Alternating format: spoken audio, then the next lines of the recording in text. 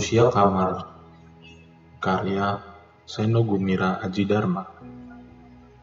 Pada umurnya yang ke-20, pandangannya terhadap dunia berubah. Aku telah mengenalnya semenjak ia mulai mengenali dirinya sendiri. Ia mulai muak melihat dunia di sekelilingnya. Aku bilang, itu semua biasa. Ia mengerti, tetapi tidak bisa menerima. 5 tahun sebelumnya, ia hidup dengan penuh harapan. Tetapi yang penting mungkin bukan harapan. Yang penting adalah kenyataan. Dan kenyataan telah membuatnya kecewa. Ia muak terlalu terus terang. Banyak kawan merasa sakit hati. Ia terlalu sering menelanjangi kebebalan mereka di muka umum. Aku hanya sekali-kali saja berjumpa dengannya. Karena kau tahu, kesibukan semakin hari semakin bertambah. Mungkin cuma aku yang mengerti persoalannya. Ia menghindari persahabatan. Aku maklum, persahabatan bukan jaminan untuk tidak saling bunuh. Ia terasing dan kesepian. Namun, itu sudah menjadi pilihannya. Ia tampak bahagia dalam ketidakbahagiaannya. Aku suka bingung mendengar kata-katanya, tetapi tetap mencoba melayaninya. Jika sudah kenal, berbicara dengan dia menyenangkan. Ia senang berpikir, dan risikonya tentu pengetahuan menjadi lebih luas sedikit, sehingga bagi diriku yang sangat malas membaca, mengenalnya sama sekali tidak merugikan. Betapapun agaknya ia menarik diri dari dunia ramai. Setiap kali bertemu kawan yang pernah bertemu dengannya, mereka hanya bisa menggeleng-geleng sambil meletakkan telunjuk dalam posisi miring di depan dahinya. Setelah 2 tahun berlalu, barulah aku berpapasan kembali dengannya di jalan. "Dari mana saja kamu?" kataku. Wajahnya tampak sangat lesu. "Bertapa," katanya. Dalam senja yang muram, kulihat busananya yang kumal, rambutnya yang kusut masai, bagaikan beberapa bulan tidak pernah tersentuh air. "Bertapa? Di gua mana?" "Di kamar gue lah, Yau." Di kamarnya itu, ia mengaku hanya membaca buku. Segala buku tentang kebijaksanaan hidup, maupun yang mengejek kebijaksanaan itu dilalapnya, termasuk kitab suci segenap agama yang diakui maupun yang tidak diakui. "Masih jenuh melihat manusia?" tanyaku. "Oh jelas," jawabnya. Kulihat kepalsuan di mana-mana. Empat gue melihatnya. Dari jalanan, pasar, dan kampus-kampus. Semuanya sama saja. Tak tahulah aku bagaimana cara menyelamatkan pandangan mataku. Jika aku tak bisa menyelamatkannya, siapakah kiranya yang akan bisa? Di wilayah lampu merah, ia menenggak segelas bir. "Ini baru namanya hidup," ujarnya. Lantas, di tengah entakan musik dangdut, ia bicara tentang segala sesuatu yang serba sulit bagi keterbatasan otakku, sampai aku jatuh tertidur karena ngantuk dan mabuk. Waktu aku terbangun, ia sudah hilang lenyap, tak tentu rimbanya. Sungai masih mengalir, angin masih bertiup, senja masih jingga, malam masih kelam, fajar masih ungu. Di jendelaku masih ada burung berbulu kuning yang berkicau setiap pagi. Mungkinkah suatu ketika burung berhenti berkicau dan kehilangan bahasa? Dunia belum kiamat.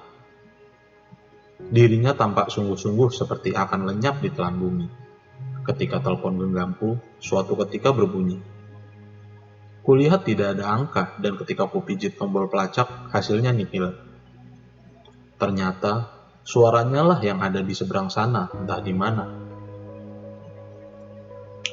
"Halo, menelpon dari mana kamu?" Dari rumah. Mau dari mana lagi? Dari rumah. Di mana? Oh, itu sih rahasia. Sudah kubilang dari dulu. Aku jenuh melihat manusia yang merasa dirinya makhluk tertinggi, tetapi bodohnya setengah mati. Kalau disuruh membunuh, seperti mereka lakukan dengan senang hati. Aku sungguh tidak mengerti. Aku bukan hanya jenuh melihat manusia. Aku juga muak. Bagaimana mungkin aku perlu melihatnya? Bagaimana caranya tidak melihat manusia dengan mata terbuka? Hanya ku dengar suara tawanya menyebalkan, lantas hubungan terputus. Tepatnya, ia memutuskan hubungan telepon. Sejak itulah aku berusaha memburunya dengan segala cara. Terutama setelah ku cari ke rumah orang tuanya, ternyata mereka pun panik karena dirinya menghilang. Tolong ya nak ya, kami memang cuma keluarga pembuat tempe. Tapi apa ya karena tidak bisa ngomong yang tinggi-tinggi terus boleh ditinggal pergi? Kami memang tidak sempat membaca buku karena membuat tempe setiap hari, sehingga tidak mampu meladeni diskusi. Tapi terhadap anak, kami ini tetap menyayangi, kata bapaknya sambil memotong-motong tempe. Begitulah, mencari jejaknya membuatku menyusuri seluk-beluk kehidupan. Dari malam ke malam, kusibak kelam dan menjadi saksi segala sesuatu di balik kegelapan. Harum parfum dan lampu-lampu, puntung berasap terinjak sepatu, celana dalam berwarna biru, lampu-lampu 5 watt berwarna biru, remang-remang, remangnya biru, dunia biru, sebiru-birunya biru, bagaikan tiada lagi yang bisa lebih biru. Hanya biru.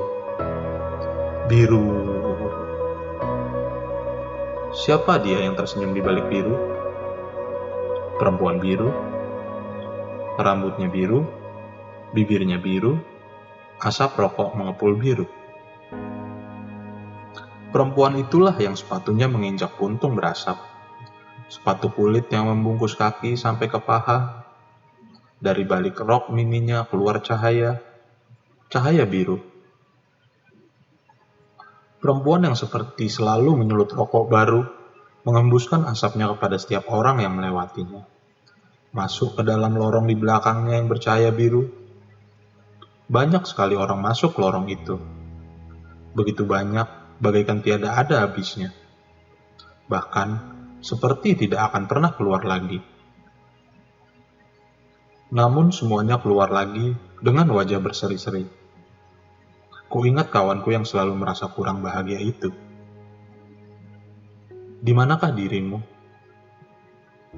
Kucari dirimu di segenap sudut di balik kelam dan lorong-lorong malam. Tetapi tiada juga jejakmu. Kucari dirimu di segenap masjid, kelenteng, gereja, dan vihara, tiada juga kamu. Apakah kamu berada di dalam salah satu ruangan di gedung-gedung bertingkat? Apakah kamu sedang duduk di bangku-bangku Starbucks, bakul kopi, atau 7-Eleven? Kukira itu tidak mungkin, bukan? Tiada bangku di taman yang menghadap danau, sementara angsa-angsa berenang dengan anggun. Tiada. Tak ada. Takkan pernah. Jika ada pun, dirimu tidak ada di situ, kecuali jika memang adalah dirimu gelandangan yang sedang menengkur itu. Menutup wajah dengan koran, bermimpi tentang bidadari yang datang dari langit membawa es krim? Bukan. Di manakah kamu, kawanku? Ternyata dirinya muncul dalam banyak sekali cerita, tanpa pernah kelihatan orangnya. Dia hadir dengan segenap tindakan dan pikiran, tanpa keberadaan sosoknya sama sekali. Bagaimana caranya? Ceritanya begini. Seseorang telah memenangkan lomba menulis pada media online kami untuk memperingati Hari Pahlawan. Ya, pahlawan ternyata ada. Namun pada upacara penyerahan hadiah, penulisnya tidak datang. Padahal kepadanya sudah dikirim surat elektronik yang menyatakan bahwa gubernur berminat datang untuk menyerahkan hadiah dan ingin berbicara sendiri kepadanya. Di manakah ia kiranya? Setelah kejadian itu, segala cara telah diusahakan untuk mencari dirinya. Namun selain nama yang tertulis adalah nama samaran yakni Paimo, alamat surat elektroniknya selalu berganti. Karena setiap kali mengirim tulisan dengan gagasan-gagasan gilanya, segera pula ia pensiunkan alamatnya itu. Segala pelacakan berakhir di internet. Banyak sekali warnet, dan setiap kali hanya mengandalkan orang-orang suruhan yang dibayar mahal untuk tutup mulut. Orang suruhan inilah yang sekali tohok dengan tenaga prana bisa kubuka mulutnya, karena tenaga prana ternyata bisa membuat orang bicara tanpa kesadaran. Saya tidak pernah melihat orangnya, kata pemasang modem itu. Hanya ada sebuah lubang di rumah aneh itu untuk berkomunikasi. Rumah aneh? Ya, aneh, tanpa pintu dan jendela. Tanpa pintu dan jendela. Jangan-jangan. Aku pun segera menyambanginya. Memang sepintas lalu seperti rumah biasa, tetapi betul-betul tanpa pintu dan jendela. Waduh. Atap rumah itu penuh antena. Mestinya bisa berkomunikasi dengan seluruh dunia. Namun jika rumah sengaja dibangun tanpa pintu dan jendela, sehingga memenjarakan penghuninya sendiri, apakah tampak seperti ingin berkomunikasi? Rupa-rupanya aku terawasi dari dalam. Telepon genggamku berdering. Tidak ada nomor di layarnya. Kamu rupanya. Loh, kamu? Ya, aku. Untuk apa kamu memutar-mutari rumahku? Jadi dialah yang berada di dalam rumah itu. Aku tidak tahu ini rumahmu. Aku mencari rumah manusia misterius yang menolak bertemu muka dengan siapapun di dunia ini, kecuali dirinya sendiri. Hehe, misterius. Kukira tidak, justru normal. Itu kan menurut kamu. Oh jelas, kenapa aku harus percaya kepadamu? Aku tidak mau berdebat, karena aku lebih peduli bagaimana ia makan dan lain-lain. Bagaimana caranya kamu makan? Kamu tidak lihat ada pintu kecil di bawah? Dari situlah aku menerima langganan rantangan khusus untuk vegetarian. Bayarnya bagaimana? Tinggal klak-klik kan? Tentu, tapi maksudku uangnya dari mana? Klak-klik juga lah. Mula-mula aku nulis untuk koran, majalah, media online. Tapi karena meskipun pikirannya besar, bayarannya tetap kecil. Aku tidak bisa lagi hanya menulis. Maka aku sekarang menjadi konsultan segala macam hal. Uangnya dikirim dengan klak-klik. Dan aku juga menggunakannya untuk membayar kebutuhan hidupku juga dengan klak-klik. Konsultan segala macam hal katamu? Apa saja? Kalau ku katakan segala macam hal, ya segala macam hal. Asal cukup melalui klak-klik saja. Misalnya apa? Hehe. Sebut saja bro. Masa termasuk membangun jembatan? Loh, jembatan antar pulau itu aku yang ACC loh. Setelah aku koreksi sana sini. Klak-klik aja kan? Hehe. Masa termasuk konsultasi pajak? Loh, ini yang paling gede duitnya. Bagaimana menghindari pajak? Hahaha. Konsultasi psikologi? Kagak dong. Mula-mula pernah, tapi selain duitnya kecil juga, aku capek menghadapi orang-orang kasihan. Hahaha. Emang urusannya orang kasihan melulu melalui konsultasi psikologi itu? Kalau rekrutmen pegawai yang bisa dikibuli, ya kagak lah yau. Tapi tetap saja mengharukan. Loh, kok mengharukan? Usaha manusia itulah yang mengharukan. Loh, bagus toh manusia berusaha? Lah iya bagus sekali, tapi kan sia-sia. Wela, kalau doinya bahagia, kan tidak sia-sia. Selama hidupnya takut mati dan akhirnya mati juga, kok bahagia? Mulai lagi deh. Aku tidak mau menjawab bahwa ada juga orang yang ingin cepat-cepat mati untuk mencapai kesempurnaan hidupnya. Soalnya, kalau ku jawab begitu, pasti ada saja jawabnya. Aku hanya berpikir kalau aliran listrik terhenti, bagaimana? Hidupnya sangat bergantung kepada klak-klik. Namun kukira ia sudah memikirkan semuanya. Seperti tahu pikiranku, ia menjawab pertanyaan dalam kepalaku. Banyak sel penyimpanan tenaga matahari kalau listrik mati. Tenang aja, di negeri ini tenaga matahari berlimpah-limpah bukan? Gratis lagi. Kukitari rumahnya, seperti kubus, berada di dalam kubus. Baginya yang menata dunia dari dalam sana, jelas terasa berada di pusat dunia. Mungkinkah ia memang tidak membutuhkan apa-apa lagi selain menunggu mati? Kutinggalkan rumah kubus itu karena aku pun harus melanjutkan kehidupanku. Begitulah caranya ia menjadi ada.